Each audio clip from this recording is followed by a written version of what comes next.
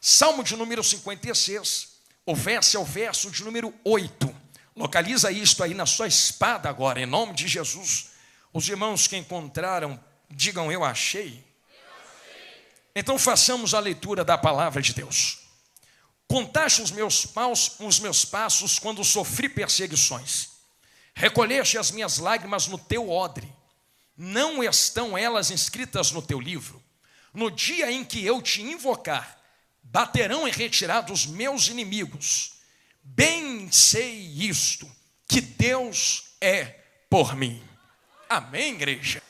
Eu peço toda a atenção dos irmãos agora. Isto, olhe bem dentro da pupila dos meus olhos. Eu conheço que cada um que está aqui dentro possui batalhas, guerras terríveis. Eu, mesmo se fosse contar as minhas, nós sairíamos daqui somente amanhã. Todos nós temos batalhas, guerras, e de fato algo que eu tenho aprendido na minha caminhada cristã, pois tenho 34 anos nesse exato momento e, por graça e misericórdia de Deus, nascido num berço cristão, mas ao caso de que em todo esse tempo que eu tenho caminhado com Jesus, uma coisa que eu tenho aprendido é que a importância não está nas lutas e provações ou as guerras que estouram contra nós. Sempre haverão lutas, guerras e provações. Eu explicava um dia a um vaso que, se ele quisesse paz plena, eu podia fazer uma oração por ele. E eu dizia a ele: a oração que eu vou fazer é para que Deus te recolha agora. Tu vai entrar na glória nos céus e terá plena paz e santo gozo por toda a eternidade. Obrigado, homem de Deus. Porque plena paz somente quando nós chegarmos nos céus.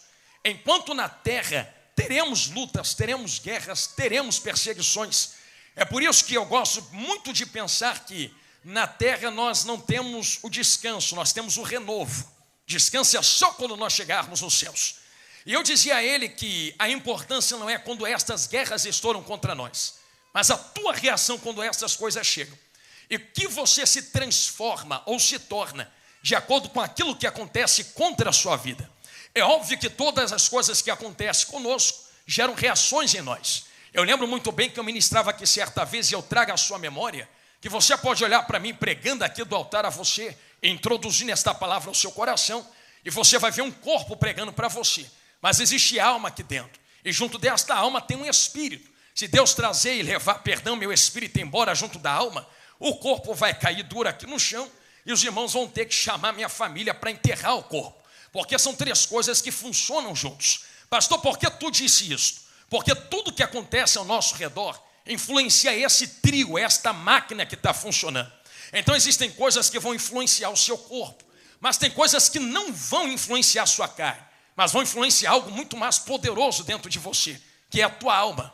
Em última análise, nesta introdução, a influência da alma é muito mais pesada e poderosa do que a influência do corpo. Por exemplo, você consegue ver que existem pessoas que conseguem sobreviver e viver alegres, sem mãos, sem pés, sem braços, sem olhos, sem ouvidos, são cegas, são surdas. Tu pergunta para ela: tá bem? Tô plena paz com Jesus grandão da Galileia e vou seguindo. Agora tem pessoa que está inteira, com corpo bom, com saúde, e quer se destruir, quer se matar. Então, em última análise, não importa tanto o que acontece com isto aqui. Pastor, é óbvio que importa, mas o próprio Cristo diz que não se importem tanto com quem pode destruir isto aqui. Se importem mais com quem pode destruir isto aqui e isto que controla esta carne que está do lado de dentro. O que Jesus estava tentando dizer é: o que controla esta tua carne do lado de fora, que está do teu lado de dentro, é muito mais poderoso do que tu pensa que é. Eu vou dar um exemplo entre parênteses para vocês entenderem este começo de mensagem. Por exemplo, eu sei que talvez já tenha acontecido com alguém próximo de você ou com alguém aqui dentro da Santa Igreja do Senhor, que foi ao médico e o médico fez um check-up geral na pessoa. E quando o médico terminou o check-up, ele pegou o prontuário, olhou de capa a capa e disse assim: não tem nada com você. Aí você disse assim: não, mas não interessa, estou passando mal, estou com dor de cabeça, não consigo dormir, não consigo pregar os olhos, isso aqui está fadigado, isso aqui não funciona, estou sentindo dor no peito, no coração, nas costas. Aí o médico continua dizendo: mas não tem nada no teu corpo. E é óbvio que ele vai dizer isso, porque tem coisas que não são corpo, tem coisas que são alma refletindo no corpo. E você quer ver como a alma reflete muito no corpo às vezes? Tem coisas que não são palpáveis, mas influenciam esta carne aí. É por isso que só dá para curar algumas doenças corporais, liberando perdão, aceitando obediência, baixando a cabeça e entendendo a vontade de Deus. É por isso que tem gente que bate cabeça de cima para baixo e não consegue entender como é que nunca sai do lugar com o próprio corpo. Porque tem doenças que não são no corpo, tem doenças que são a alma refletindo no corpo. É por isso que você consegue entender a partir desse ponto exato que eu estou colocando diante de vós, que a alma é muito mais poderosa do que o corpo que você consegue ver do seu lado de fora. E eu fiz questão de trazer vocês até esse ponto de pensamento, para vocês entenderem o Salmo de número 56, verso de número 8. Porque olha o que o salmista está dizendo: tu contaste, meu Senhor, os meus passos, quando eu sofri perseguições. Então devemos parar nesta vírgula e começar a analisar. O salmista não está vivendo em plena paz. Existem coisas acontecendo ao seu redor. Existem pessoas se levantando contra ele. Existem guerras pelejando contra o salmista. E como eu acabei de dizer a vocês, o que importa tanto não é o que acontece em volta. O que importa é a reação interior com aquilo que acontece no exterior. Quando você passa a parte seguinte do verso, olha o que está escrito: recolheste as minhas lágrimas no teu odre. Pastor, quer dizer que Deus tem odre lá nos céus? É uma forma figurativa do salmista dizer que Deus não esquece de cada coisa que acontece contigo.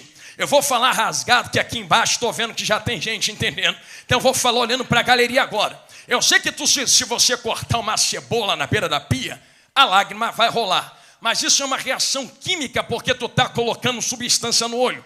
Mas existem reações no nosso corpo acerca da lágrima que o salmista está falando, que tem origem. Eu sei que tu já chorou de alegria, eu já chorei de alegria. Tu estava tão feliz, a tua alma se alegrou tanto, que houve uma reação física. Ninguém colocou nada na sua mão. Não dá para pegar alegria nas mãos, mas aquilo que tu não pega se tornou físico na tua lágrima. Mas também tem um ponto vice-versa. Qual é o ponto de vice-versa disso? Oposto que você está falando, pastor. É o ponto da tristeza, é o ponto do quebrantamento, é o ponto que traz lágrima, onde te quebra do lado de dentro, de todo lado. E você inconscientemente começa a liberar lágrima, chorar. E logo de cara eu vou falar no começo da pregação, irmão, tem que chorar mesmo, tem que derramar lágrima mesmo. Aquela coisa de eu sou muito santo e ninguém pode me ver chorando, porque senão vou ver minhas fraquezas. Mas nisso aí tu está ficando igual panela de pressão, aguentando pressão do lado de dentro para manter uma imagem do lado de fora, e está sendo destruído pelas coisas interiores. Eu sou o primeiro que digo que não tem vergonha de chorar. Se for para chorar, eu derramo lágrima, me jogo no chão, grito para os céus, grito para quem está na terra, macho, danço. Porque quem está sofrendo sou eu, não é quem está me olhando. Vou eu ficar guardando pressão do lado de dentro, algo que está matando a minha alma. A lágrima ainda é a maior reação que o nosso corpo tem para liberar coisas que estão presas do lado de dentro. E eu provo na Bíblia, eu quero começar a pregar agora para você que chorar é a melhor coisa que Deus nos entregou de presente no meio da angústia, no meio da guerra, no meio da perseguição. Pastor, é sinal de fraqueza, pelo contrário, é sinal de força, é sinal de fortaleza, é sinal de que tu não se importa com quem olha ou deixa de olhar. É tu quem está no meio da guerra, não é verdade? Que é na Bíblia que eu te provo que chorar, sem se importar com quem está te olhando, deixa de te olhar aqui dentro, ainda é uma arma poderosa que Deus te deu. Pastor, me prova agora que eu quero ver. Então, vai. Você pensa que o Jesus que tu está dando glória aqui dentro também não chora não? E eu já vou falar logo rasgado, que eu gostei de olho arregalado aqui. Tem gente que fala assim: eu não vou chorar. Então você não é igual teu mestre, porque teu mestre chorou, e chorou muito. Se eu fosse tu, eu chorava igual Jesus chorou também, não é verdade? Fica tentando manter a capa de força, e o Jesus que tu deu glória, está dando glória aqui dentro, foi o primeiro dentro da Bíblia que chorou. Mas ele não chorou só uma vez, vaso que está me olhando. Ele chorou 3 vezes dentro da Bíblia. A primeira vez que Jesus chorou, guarda isso na tábua do seu coração, ele chora só por uma pessoa, por Lázaro. A segunda vez que ele chora por uma cidade, por um povo, Jerusalém.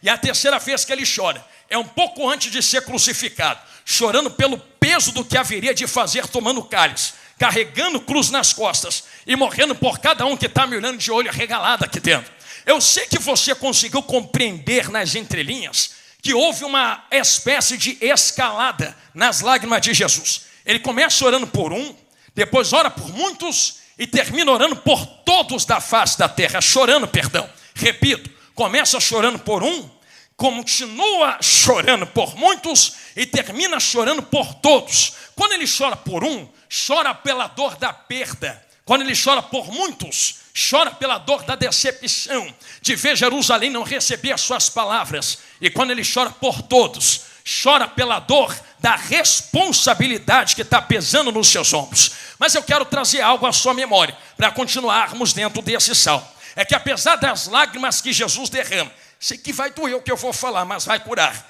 Ele não recua de frente da guerra que tem que enfrentar, não. Ele chora, derrama lágrima, mas se posiciona e diz: estou quebrado, estou triste, Lázaro morreu, estão me decepcionando, vou ter que carregar a cruz, mas estou aqui pronto para fazer o que Deus mandou fazer. Não vou retroceder por causa da dor que estou sentindo. Eu vou falar rasgado, que eu gostei de ódios arregalados aqui. Então lá vai. É como se Jesus estivesse falando a cada um que está aqui dentro: vocês têm decisão de escolha. Deus não força vocês a fazer nada. Também não forçou Jesus a fazer o que fez. Eu vou falar regalado, bem dentro, para vocês não pensarem que é heresia. Pensa que Jesus desceu do céu igual uma máquina programada para dar certo. Que Jesus vem vencendo dizendo: estou vencendo porque já está na minha programação. Olha o dedão teológico do pastor Jonathan Carlos. Jesus venceu porque escolheu ficar de pé, mesmo no meio das lágrimas e da dor, que é prova bíblica do que eu estou falando. Certo dia Jesus olhou para os discípulos pastores e disse assim: eu tenho uma comida para comer que vocês não conhecem. A comida que eu tenho para comer é fazer a vontade do meu Pai. Espera aí, então Deus tem uma vontade. Mais à frente, na oração das últimas lágrimas, sabe o que Jesus ora? Ele começa orando assim: Pai, se possível, afasta de mim esse cálice, que é a crucificação e a redenção de todo mundo que está aqui dentro. Mas olha como ele termina: sei que está doendo e eu estou chorando, todavia, não seja feita a minha vontade, porque eu tenho uma, seja feita a tua vontade, porque tu tem outra. Eu gostei do aleluia que deram aqui. Vou falar olhando lá para cima agora. Espera aí, pastor, quer dizer que Jesus tem uma vontade e Deus tem outra? Sim, mas Jesus também entrega um segredo e um princípio básico. Eu sei que eu vou falar algo aqui que vocês vão guardar na tábua do seu coração. A oração não muda o coração de Deus. Eu vou repetir isso aqui porque eu sei que dói. Oração não muda o coração de Deus. Vou orar e fazer campanha porque o coração de Deus vai se mover em meu favor. Não muda o coração de Deus. Oração muda o teu coração. Teu coração. Teu coração. A oração alinha o teu coração no coração de Deus. É por isso que tem oração que tu faz que Deus não atende. Não atende porque não gosta, não atende porque está desalinhado com Ele. Mas quando tu começa a orar e se alinha, Ele: opa, é isso que eu queria. Receba, receba, receba, receba, receba. Você quer ver lágrimas que se alinham com oração? E eu estou na parte B desse salmo, chegando aonde Jesus manda. A Ana, que entra dentro do tabernáculo na presença de Deus, de tanto chorar e soluçar, que não tem mais palavras para colocar para fora. Mas Deus entende como eu gosto de pensar isso aqui que eu vou falar agora. Porque, irmão, com carinho, com respeito, tem dia que não dá para abrir a boca e falar palavras com Deus. Tem dia que não dá para dobrar joelho e: hoje é o céu, o Altíssimo Senhor que está no trono. Tem dia que só rola lágrima. Tem dia que só sai gemido da tua boca. Tem dia que tu se joga no chão igual criança e: ai, ui, tá doendo. E se eu te contar que esse ai e esse ui são as maiores orações que tu faz na tua vida, tu acredita? Sem dizer uma palavra são atendidas? É, pastor, é. Eu gosto muito de pensar que lágrimas contêm frases que a tua boca não consegue pronunciar em palavras. É por isso que eu não tenho medo de chorar, porque Deus consegue ler dentro de lágrimas aquilo que o meu coração não consegue colocar em palavras. É por isso que o salmista diz, está escrito aqui, e reclama com ele quando tu chegar no céu, que Deus recolhe as lágrimas, coloca num odre. E olha como ele termina o Salmo 56, verso de número 8. Não estão elas, estas mesmas lágrimas que eu estou derramando, inscritas no teu livro? Eu vou tentar fazer uma encenação aqui no altar. É como se você estivesse aqui dentro da Adebras de Itapevi chorando. porque está lembrando de tudo que aconteceu no ano passado, adentrando esse ano, luta atrás de luta, guerra atrás de guerra. Aí a lágrima rola. Aí lá do céu Deus abre um livro assim, desse jeito. Pega a tua lágrima, coloca num odre e anota no livro: Adebrais Itapevi, domingo à noite, lágrima derramada na minha presença, não vou esquecer. Aí ele fecha o livro. Aí ele continua olhando para dentro da Adebrais. Aí tu derrama outra, abre o livro de novo. Mais uma lágrima no domingo à noite, não vou me esquecer. Aí fecha o livro e continua olhando para dentro da Adebrais de novo. Pastor, Deus está olhando para mim agora. Alguém vai lembrar de uma vigília que eu ministrei aqui há tempos atrás. Está olhando muito para você aqui agora, que é prova na Bíblia de que Deus está te olhando aqui agora e contando as lágrimas que tu está derramando aí no meio do louvor, no meio da mensagem, no meio da oração. Quero prova agora, pastor. Então segura a Bíblia aí. Foi Jesus quem falou que o Pai não levanta adoradores, Ele procura aqueles que o adoram em espírito e em verdade. Então ele não vem aqui para dentro da Adebrais Itapevi e fica assim, chora, chora, chora, chora. Ele só vem para dentro da Adebrais e começa a passear entre vocês. Ele não levanta, ele não força, ele procura, procura, procura, procura, procura. Se ele acha, recolhe a lágrima, escreve no livro, tem o registro de tudo aquilo que colocamos diante dele. Eu estou colocando estas palavras desse jeito, já nesse começo de e-mail para a mensagem, para que vocês entendam que eu não falei da tua lágrima sendo procurada por Deus aqui à toa. Porque olha o que está escrito no verso 9: no dia em que eu te invocar, baterão em retirada os meus inimigos. Então aquilo que causava lágrima, agora está saindo por causa da lágrima que está sendo derramada. Eu preciso abrir um parênteses para engrossar o caldo que eu estou falando aqui agora.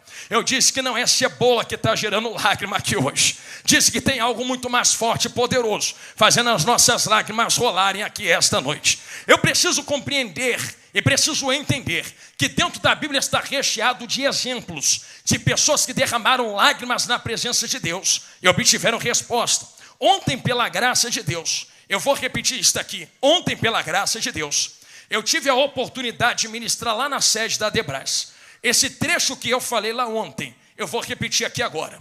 O que tu vai repetir que tu falou lá ontem, pastor Jonathan Carlos? O que eu preguei para os irmãos da sede, vou falar aqui nesse exato momento. Vou pegar da pregação de ontem e encaixar dentro desta pregação agora. O que, pastor? Agar no meio do deserto, entrando para dentro do deserto com Ismael assim. Vem arrastando Ismael para dentro do deserto. Só que chega um determinado ponto que o calor está tão grande, o deserto está tão terrível, que ela olha para aquele menino, coloca ele em certo lugar, se afasta uma distância, e na distância que se afasta, começa a chorar, chorar, chorar, chorar, dizendo: para que eu não veja o menino morrer, eu vou ficar aqui, sentada, chorando, lamentando. Só que existe diferença entre lágrima que move o coração de Deus e lágrimas que não movem o coração de Deus. Lágrimas que movem são lágrimas de adoração, de quebrantamento. Mas naquele momento, ela não estava conseguindo chorar uma lágrima de adoração.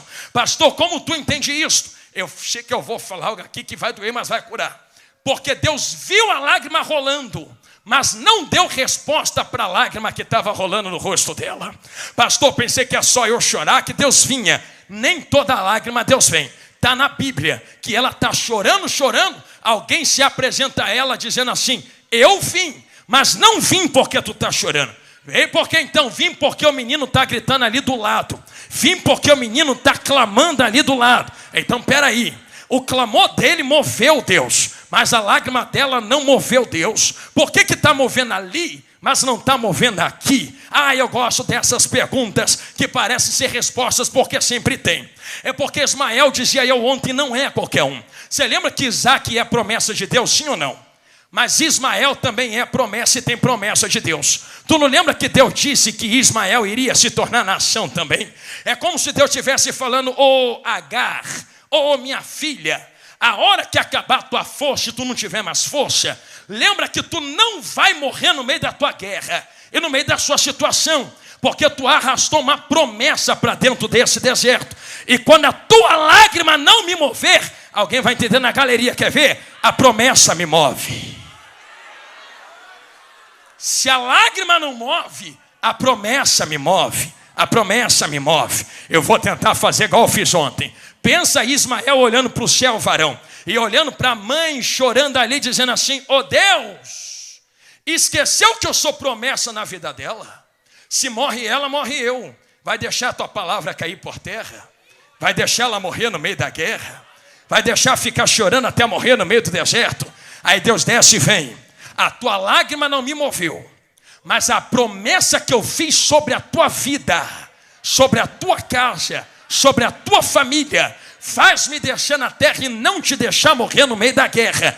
Eu estou profetizando, pega quem quer. Tem gente que só está de pé aqui dando glória. Não é porque fica gemendo e chorando pelos cantos, igual gatinho, já viu? Ai, ai, ai, ui, ui de mim. Tem que chorar mesmo. Mas tem coisa que não é movida por lágrima de ai, ai, ui, ui. Tem coisa que só nos mantém de pé porque Deus fez promessa lá atrás sobre a tua cabeça. É Jesus que fala na minha boca. Eu vou começar a mergulhar de cabeça dentro desta palavra. Venha comigo. Se são lágrimas que movem, outras não movem, mas a promessa se responsabiliza. Começamos a entender que lágrimas sim têm poder. E quando elas não funcionam, Deus lembra da promessa que fez sobre nós, aquilo que Ele colocou sobre as nossas cabeças. Eu preciso localizar os irmãos dentro de algo aqui. Quem ainda me ouve, diga glória a Deus. Então só vai comendo a Bíblia que Jesus está colocando na sua mesa. Pastor, quer me localizar em que aqui esta noite? É que existem algumas coisas que talvez não estejam implícitas nesse texto. Mas eu comecei pregando a vocês que aquilo que está do lado de dentro controla muito isso que está do lado de fora. Isto até é uma coluna do Evangelho. Pastor, por que a coluna do Evangelho? Porque lá no Jardim do Éden, Adão inverte a ordem. A carne passa a controlar a alma, desejo. Aí quando Jesus vem, reinverte a ordem de novo. Mata a carne para a alma poder controlar a carne de novo. Então existe uma coluna dentro do Evangelho acerca disso. Então nós conseguimos entender que existem coisas interiores e coisas exteriores. Da mesma maneira que o salmista está sofrendo guerras, perseguições e angústias que estão rodeando ele do lado de fora.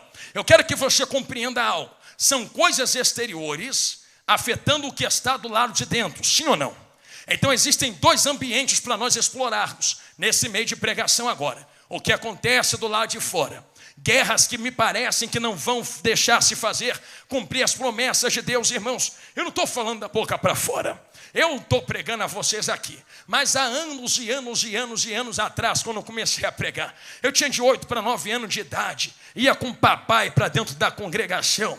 E aí quando eu comecei a falar de Jesus uma semana e na outra, quando eu era adolescente, alguém pegou esse dedo, botou no meio do meu nariz e disse assim: vai ser profeta, vai ser pregador, vai atravessar as nações, vai pregar para povo de outras línguas. Aí eu olhei para mim que morava dentro da comunidade, para mim que não tinha nem roupa direito para vestir, para mim que via meu pai e minha mãe tirar a carne da própria marmita para botar no lanche para eu poder comer, e eu que nem sabia falar direito, nem estudo tinha, eu dizia: Deus vai usar quem é grande, Deus vai usar quem tem boca, Deus vai usar quem sabe falar. Só que o tempo foi passando.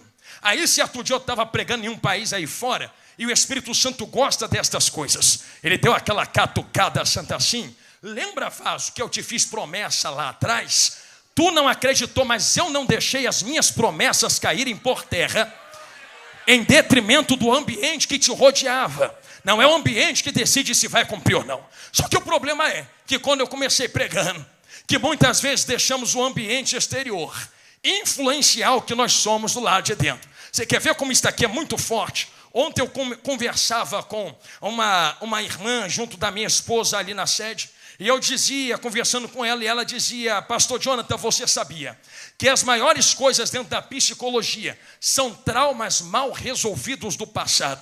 As pessoas são hoje porque alguém construiu algo lá atrás, e a maior dificuldade é quebrar vínculo com o passado para se transformar numa nova criatura hoje, porque nós somos resultado daquilo que aconteceu conosco. Só que ela disse: não é porque meu pai bateu que eu preciso bater, não é porque alguém me violentou que eu preciso violentar, não é porque alguém matou que eu preciso matar. Eles foram, eu não sou. Eu sou lavada, salva, remida e transformada no sangue do Cordeiro. Isso é evangelho. Transformação. É por isso que eu falo a vocês que coisas exteriores muitas vezes conseguem transformar quem nós somos do lado de dentro. Logo, as guerras que estão do lado de fora começam a acontecer também do lado de dentro. Eu quero explorar isto um pouco com vocês, através da autoridade do Espírito Santo. Pastor, por que tu quer explorar isto? Porque talvez nós estejamos olhando um para os outros aqui agora, dizendo que está tudo bem, tudo tranquilo. Mas talvez você não saiba que quem está do seu lado esteja passando talvez um dos piores momentos da sua vida. Eu digo a vocês algo de Bíblia. Eu não estou dizendo da boca para fora. Jesus vivenciou isto com os discípulos. Eu sei que você lembra que os discípulos são especialistas em tempestades. Só vai comendo Bíblia. E um dia eles entraram dentro do vento assim. Chega dentro do vento, o vento comendo solto. Existem duas tempestades dentro da Bíblia. A primeira tempestade é aquela que acontece sem Jesus. E Jesus chega andando sobre as águas. A segunda tempestade é aquela que Jesus está logo ali deitado na proa do barco. Eu quero falar dessa da proa primeiro. Pastor, por que tu quer tocar nessa da proa do barco primeiro? Porque Jesus está ali, deitado, na proa. Só que discípulo talvez dissesse assim: sou especialista em tempestade. Vou lutar, vou brigar, vou vencer.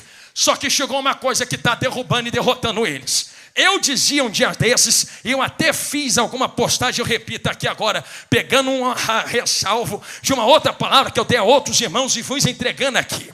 Eu nunca vi, eu não sei se você já viu. Se você já viu, tu me fala. Tu já viu um valente boxeador, lutador de boxe, UFC, entrar dentro do outro e derrotar ele de dentro para fora? Eu nunca vi. Se tu conhecer alguém que tem poder de derrotar outro valente de dentro para fora, tu me apresenta. Porque até hoje eu só vi um boxeador lutando com outro assim. Soco na cara, soco na cara, soco na cara do lado de fora. Ninguém consegue entrar dentro do outro valente. Só que olha Jesus no meio da tempestade.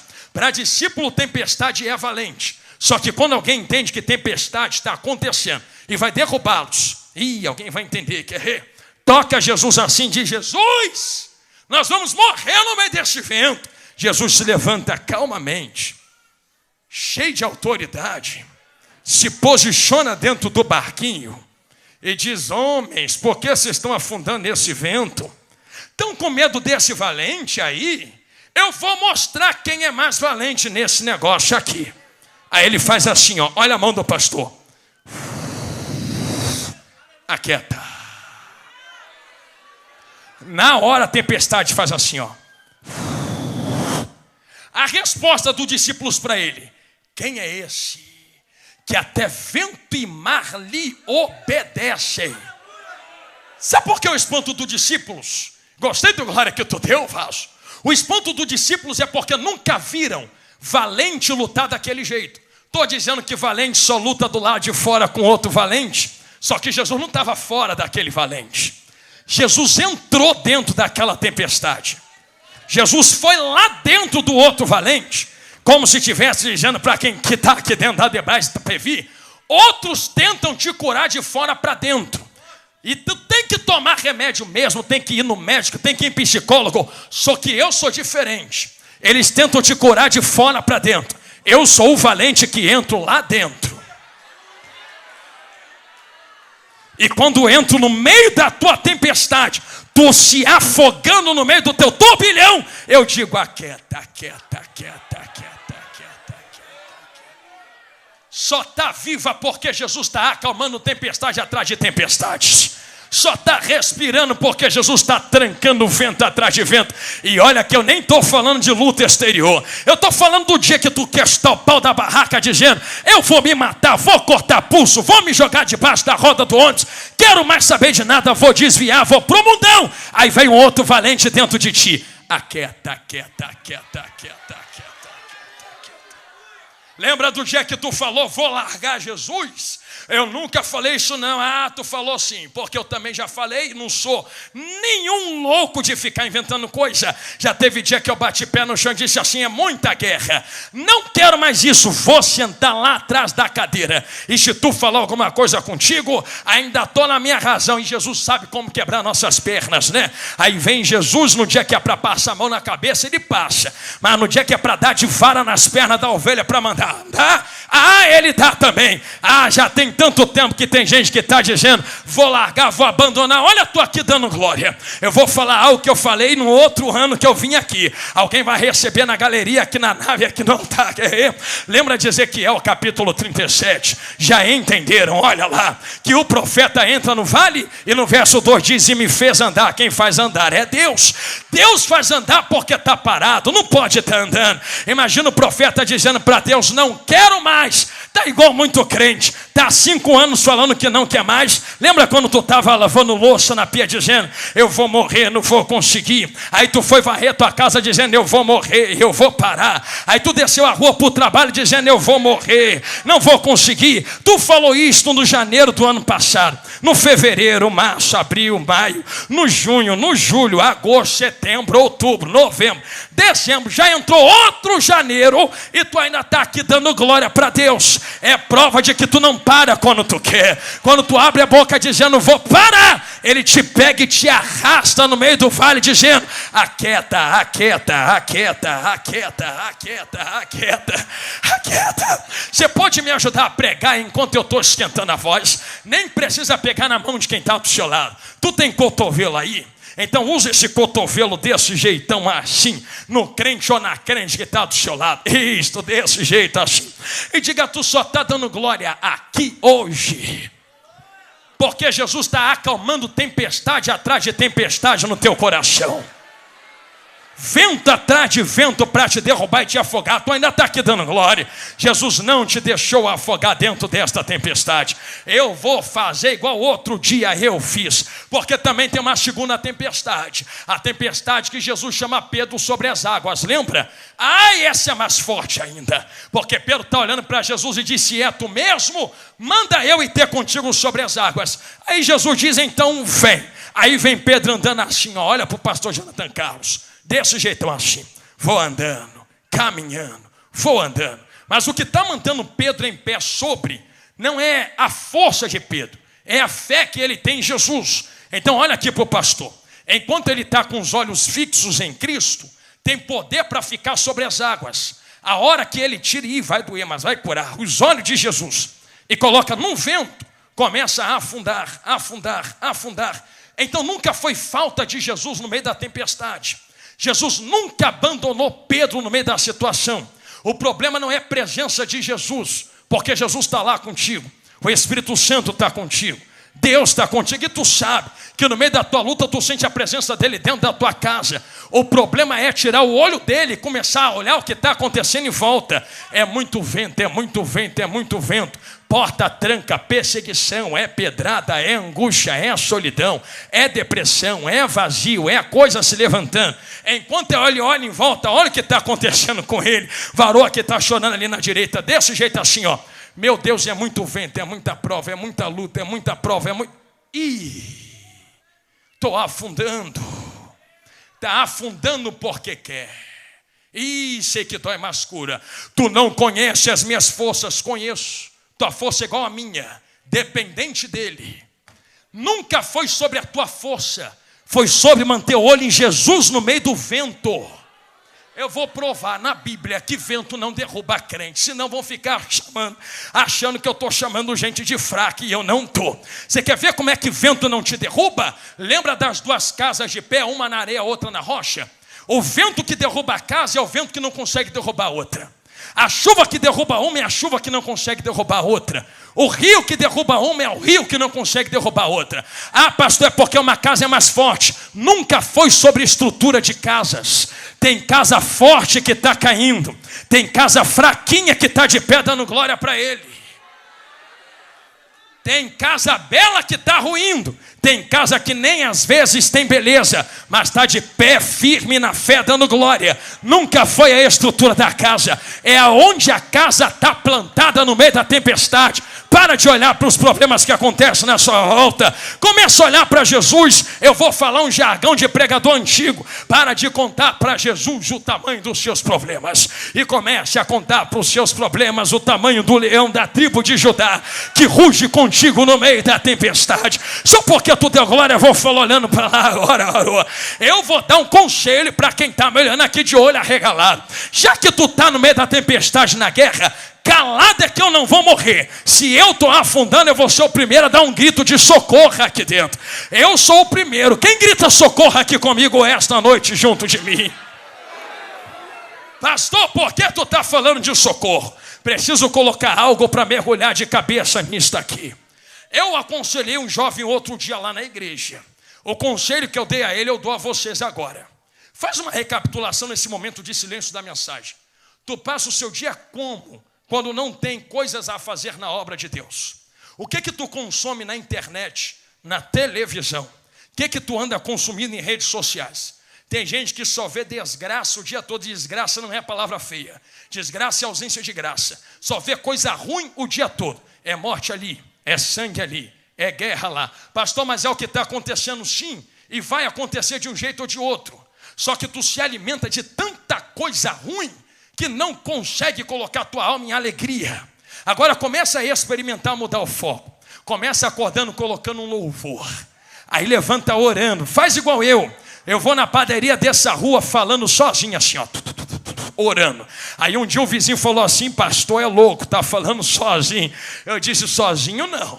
É tu que não viu o varão que estava descendo comigo no meio da rua de fogo, assim, ó. Ora durante o dia, canta, clama, passa em oração ao seu Senhor. Para de colocar medo no teu coração e coloca Jesus no centro da tua visão. Pedro só está afundando porque está olhando para a tempestade. Então é mais ou menos assim, afundando na presença de Jesus. Mas Jesus puxa ele para cima quando ele grita socorro. E quando ele grita socorro, Jesus olha para ele e diz: homem de pequena fé, testificando que nunca foi sobre a força de Pedro. É fé que me mantém sobre as águas. Mas como fé não é algo que eu posso palpar, então começamos a compreender que existem situações, e eu voltei no começo e tu não percebeu, que eu não vou ficar calado na presença de Deus, não. Irmão, eu posso apertar uma tecla santa para encerrarmos aqui. Verso de número 9. Os inimigos batem em retirada, porque Deus é por mim. Quando eu invoco o nome dele, eu não vou morrer em silêncio. Eu me nego a morrer calado. Eu aperto o pé no chão e digo: calado eu não vou. Se for para gritar, vou gritar. Se for para cantar, vou cantar. Se for para chorar, vou chorar. Se for para correr, vou correr. Se for para levantar a mão no meio da igreja, vou levantar. É por isso que eu não aponto o crente que marcha, sapateia, chora aqui dentro. Primeiro, que a gente não está na pele de quem está gritando. Segundo, que não é panela de pressão. Terceiro, que eu não pago as contas dela nem dele. Quarto, que barulho invoca assim o Senhor. Lembra que não é lágrima, é invocação através de clamor. Então eu te convido a começar a fazer o que o salmista faz. Eu me nego a morrer calado no meio da tempestade. Já entenderam? Aqui na esquerda falou olhando para o centro e para a galeria e para a direita. Então, pastor, por que tu se nega a morrer calado? Irmão, com carinho. É nos momentos de maiores guerras que tu pode oferecer teus melhores glória a Deus, aleluia, e louvores a Deus aqui dentro da igreja. Muito rápido, não posso me demorar, mas eu quero conhecer talvez alguém que esteja aqui dentro, que está no meio do turbilhão da guerra e não vê mais esperança de sair disso. Pastor, já sei, tu está falando com quem está fora da igreja, né? Não, estou falando com quem está dentro também. Porque tem gente que está na presença de Jesus, igual Pedro. Jesus ali, Pedro aqui, afundando na presença dele. Vai ficar fingindo que está tudo bem até quando? Não, pastor, é porque tem gente no barco me olhando, vão pensar o quê? Não interessa o que vão pensar. Quem está afundando é tu, quem está morrendo é tu. Então quero convidar alguém que talvez esteja aqui dentro. Eu não estou falando se você deixou de ser crente ou não. Eu estou dizendo se você ainda está olhando para Jesus no meio do vento. É isso que eu estou falando. Se você está afastado, a hora é esta também. Se você quer aceitar Jesus como Salvador, a hora é esta. Mas talvez você já está com terno, gravata, saia. Talvez tu já está de Bíblia na mão, tu já é cristão. Mas o vento e a tempestade está te afogando, te destruindo. Eu acabei de dizer a vocês que eu não preciso sentir para tomar atitudes. Atitudes são racionais muitas vezes, não sentimentais. A maioria das atitudes sentimentais não destroem. Agora, atitudes racionais é aquela que diz, não estou sentindo, mas eu sei que eu preciso. Então eu quero conhecer alguém aqui, está a primeira pessoa, que vai tomar a coragem desse irmão. Não me interessa se eu estou de terno, saia, gravata, se eu tenho carneirinho ou posição. Eu sei que estou afundando no meio da guerra e preciso estar lá na frente agora. A segunda vida está chegando aqui. A terceira vida está descendo no corredor da igreja. A quarta acabou de se aproximar. A quinta está chegando no corredor. A sexta se aproxima pela minha direita. A sétima aqui na minha esquerda. A oitava e a nona ali. A décima e a 11ª à minha direita. São 94 vidas no altar de Deus gritando socorro. Deus conhece a tua guerra, mas esse janeiro começa diferente. Você começa dizendo, Senhor, eu não vou morrer calada nem calado. Não vou morrer no meio dessa tempestade quieta. Hoje tu veio gritar socorro com a sua alma. Feche os seus olhos e, se for preciso, chore como tu nunca chorou. Oremos, igreja, em nome de Jesus. Senhor Deus, Pai eterno de bondade, 94 vidas se rendem, Senhor, ao seu altar. São 89 aqui na igreja. E mais 5 na live, Senhor. Mais 6 na live agora. Então, Senhor, já são 95 vidas. Senhor, eu quero entregar todas estas vidas nas tuas mãos. Escreva o nome no livro da vida, se for necessário. Eu conheço e sei que a tua palavra diz que as nossas lágrimas estão no seu rótulo, e estas lágrimas estão no teu livro.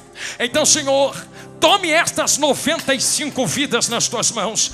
Toca na mente, toca no coração. O que passou, passou, ficou para trás. A partir de hoje começa uma nova história. Eu profetizo, Senhor, depressão não vai matar, angústia não vai destruir, solidão não vai derrubar, a guerra não tem mais poder sobre a vida deles, porque a fortaleza foi reconstruída hoje. Senhor, eu coloco cada vida nas tuas mãos, sabendo que a partir de hoje são 95 filhos e filhas que vão tocar a ti no céu no toque da última trombeta. Senhor, entra com provisão na mente, no coração, nos sentimentos, em nome de Jesus. Eu te agradeço pelas 95 com a certeza da vitória, em nome de Jesus. Amém.